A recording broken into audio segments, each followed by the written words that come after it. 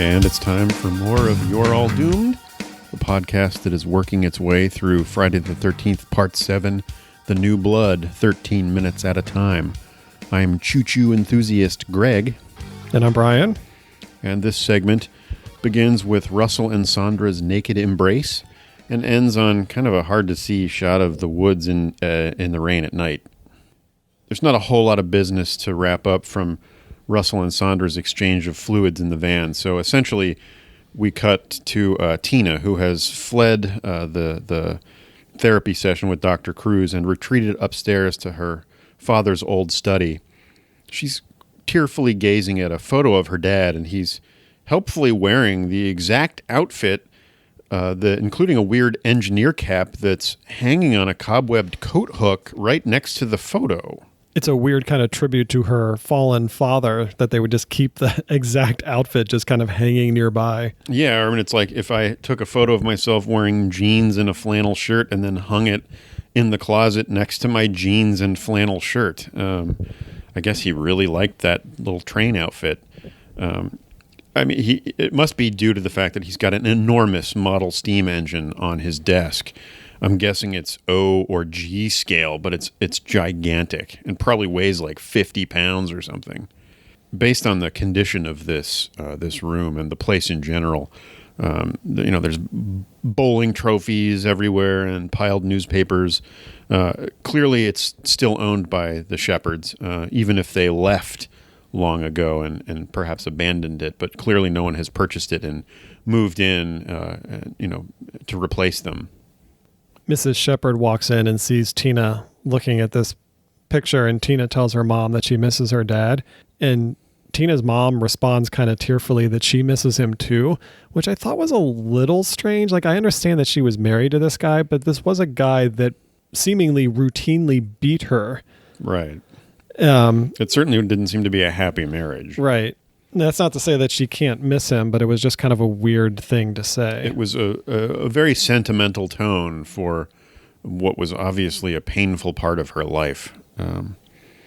But as is a common occurrence that will happen in this movie, Dr. Cruz is standing in the doorway witnessing all this happening and just kind of creepily standing there and not saying anything. And when Tina sees him, she just storms off. Yeah, she's distraught, and for the first time of many, she runs outside and goes to the end of the ruined dock, or maybe it's another one. It's a little bit unclear. But we do get a flashback of the dock collapsing, even though that happened only 10 minutes ago to us. So I don't think I needed to be reminded of it. She's gazing out into the lake waters and senses a presence. She seems to think it's her father, perhaps. So she closes her eyes and begins concentrating. You can see her telekinetic powers building within her, but she's wrong. It's not her father. It's Jason floating at the bottom of the lake. And bubbles begin to froth around him, and his head snaps up to full awareness. He's kind of like, what the fuck? Yeah, I laughed at how confused he seemed to be. He's like, whoa, what? And somehow this psychokinetic fury snaps the chain that was holding him to the rock. So Jason gently bobs to the surface, but then explodes out of the water like he's a breaching orca. He looks right at Tina, who sees what she's done and collapses in a dead faint. So we fade to black, but we can tell from Jason's proximity to Tina that we're basically on the same ground that we saw at the end of part 6. This is not a different part of the lake. No, this is anything. This is like where Megan was trying to resuscitate Tommy on the shoreline, and arguably the same dock where Tommy had the boat set up to take Jason out into the lake. Yeah, so it's not even like the opposite side or anything. No. I mean, he's right there. So we've discussed the timeline a little bit, but definitely time has passed, because there had to be time for the houses, even in Tina's flashback, to be built. Well, the camp to be demolished and then houses. Yeah. So yeah, this is where the series kind of falls apart chronologically. But Jason's in bad shape. Like when he's walking out of the lake, like you can see his spine and his clothes are all tattered and ripped up, and which is understandable because he's been down there for, we're told about 10 years, but he's not looking too hot. Yeah, and I mean, as we noted at the end of part 6, one corner of his mask was chipped away by the outboard motor of Tommy and Megan's boat, revealing jawbone and some exposed teeth underneath. He's got ribs poking out, and he's gory. He's a total mess. He actually strides past camera, and we hear a ragged breath that almost sounds like a lion growl or something. A short while later, Dr. Cruz and Tina's mom find Tina lying on the dock, and as soon as she wakes up, she yells, "Where is he? Where is he?"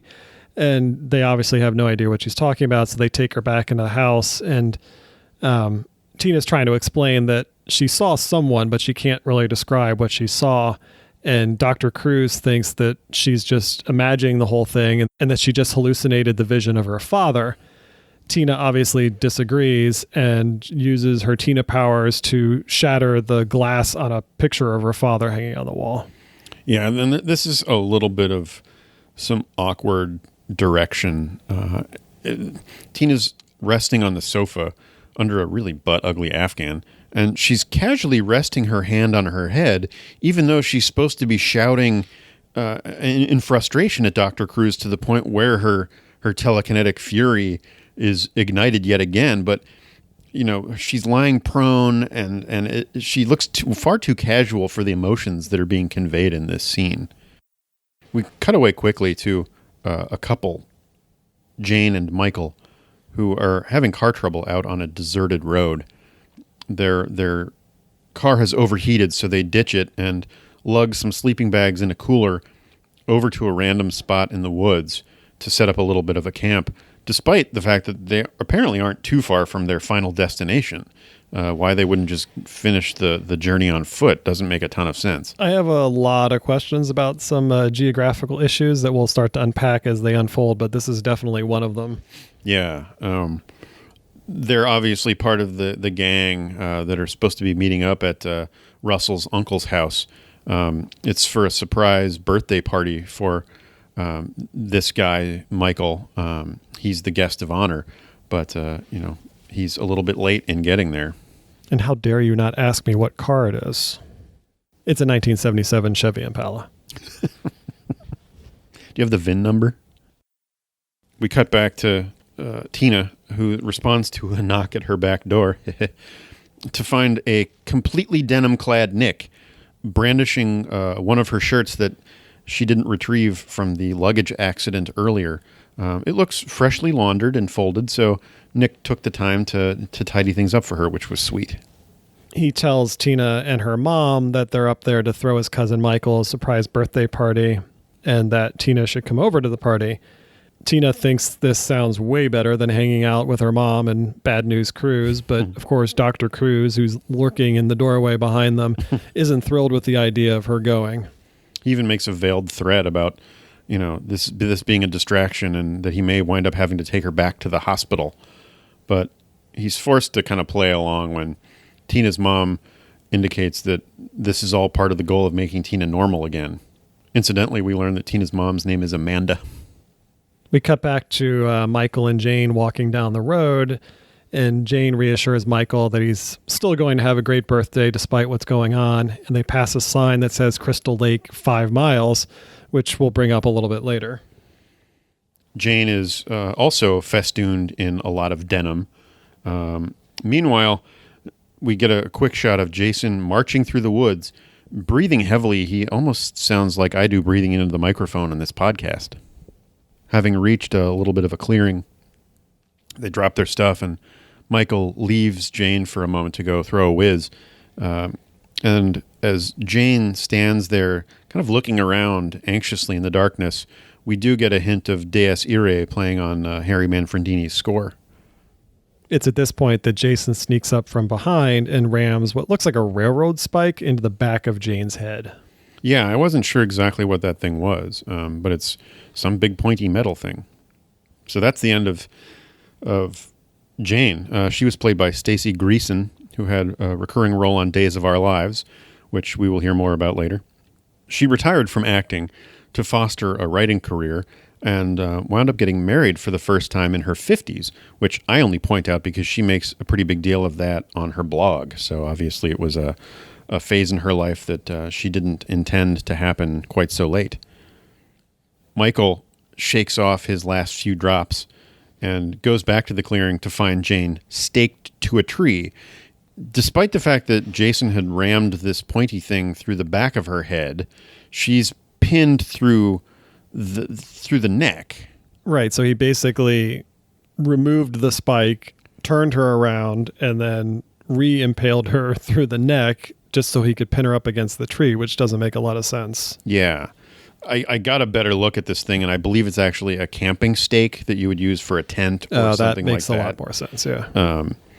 And she also has no blood on her face, despite the fact that when Jason rammed it through the back of her head a minute ago, there was blood squeezing through Jason's fingers that were covering her mouth. So there's a little bit of inconsistency with whatever injuries she was killed by.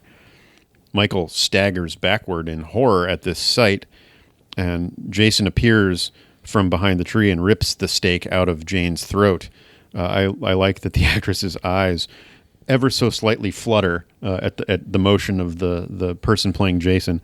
Her body slumps to the ground, which is kind of a nice touch. It was a better kill than I initially thought, because I do like that she remained on the tree for a split second after the stake is pulled out and then collapses.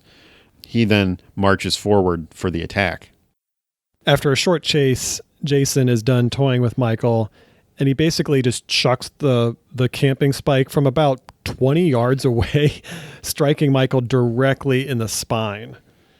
It's not enough to kill him, though, so Michael slowly starts to crawl away, but Jason, of course, catches up to him, and he lifts Michael up by the spike until he falls off. So, ouch. Happy birthday, Michael.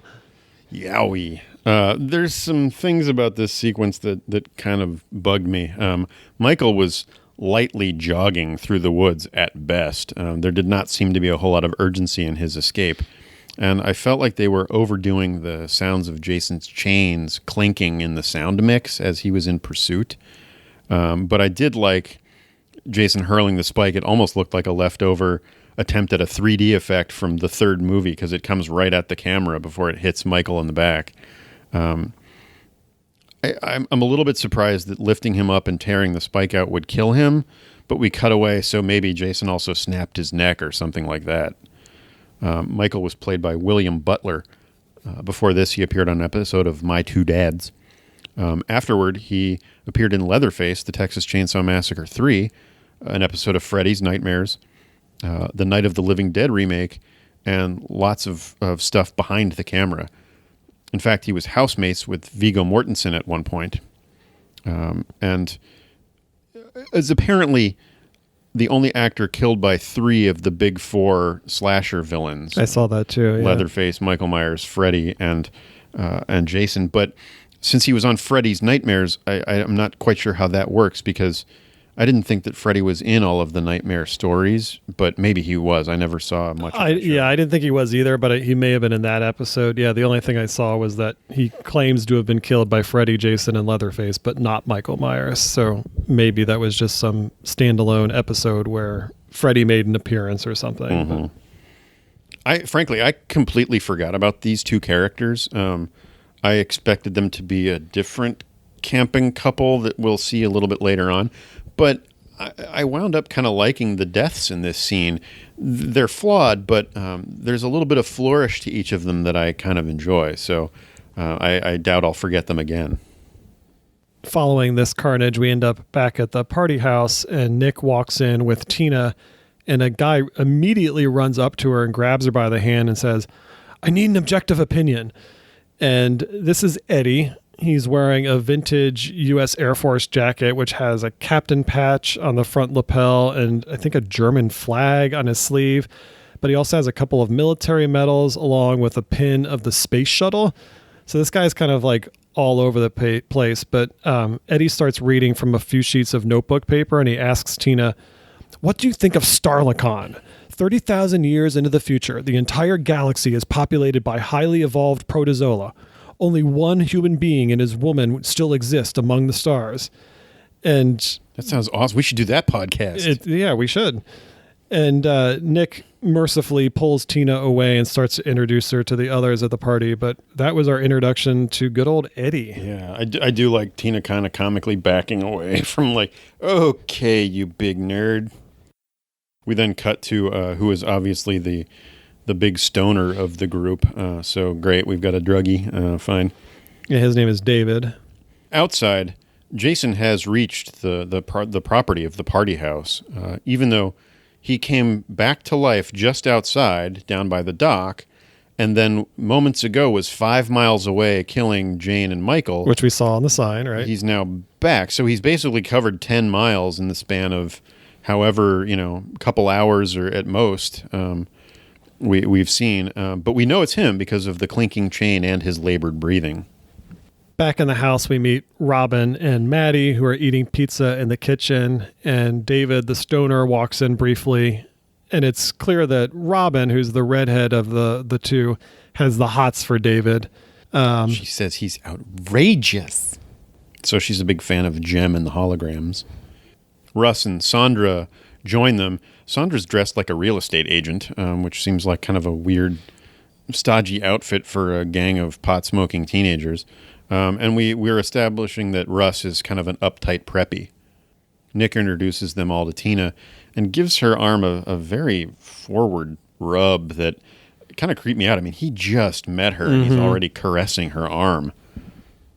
In the kitchen, David starts to shotgun a beer, and he starts kind of choking on the beer. And when Tina sees this, she has a vision of Michael, the camper from before, being killed by Jason, only it's not in the woods where we saw Michael being killed. It's actually right there in the house as if it was happening in front of her. This understandably kind of freaks out Tina, and she drops her Pepsi and it shatters on the floor, and she's embarrassed and runs off. Which is weird because it's carpet, so I don't know why the bottle shattered. So it's another example of Tina dashing out the door. Nick tries to follow her, but the snooty bitch, Melissa, from earlier, sidelines him and pretty brazenly already puts the moves on him. She's obviously attracted to the denim-wearing Nick. I noticed that there's a bra and some panties tacked on the wall by the door. I'm guessing these are probably just joke decorations for the birthday party, but it underscores the sense of debauchery that we're going to be witnessing over the course of this weekend. As Tina is running back to her house, she sees a metal spike stuck in the doorframe of the front porch, and this freaks her out, but she runs inside to tell her mom that she saw the man in the lake again, and that this time he was killing a boy with a metal spike. And Dr. Cruz grabs Tina and he's like, calm down. And he says it's just a delusion, and that she's creating images of her father.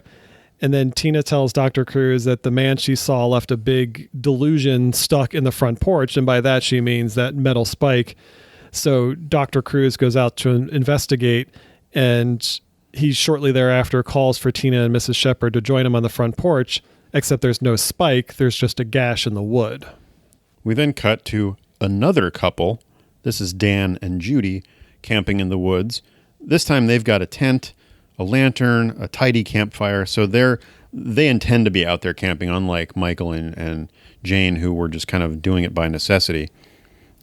Dan, who has absolutely no suave subtlety, is trying to cajole Judy into the tent for some hardcore boning, but she frostily sends him off into the forest for some more wood. He agrees. He stands up with a machete and does a pretty pathetic Arnold Schwarzenegger impression. I'll be back. So he's kind of a dork. Not only does Dan look exactly like Will Forte, but he's actually wearing the exact same outfit that MacGruber wears. That's awesome. And so I don't know if this is some sort of influence on Will Forte later in his career, but it's kind of frightening how much the two look alike. That's hysterical. Dan trudges off to get the firewood, and Judy ducks back into the tent. She takes off one of her two shirts and her high-top sneakers. So Maybe that's her version of slipping into something more comfortable. It cuts away to a difficult to see shot of the woods. So that's basically where this chunk ends. We've had 2 deaths, Michael and Jane. But that's about all I've got for this chunk. So next week we'll learn what explosive device MacGruber is able to concoct. But until then, you're all doomed.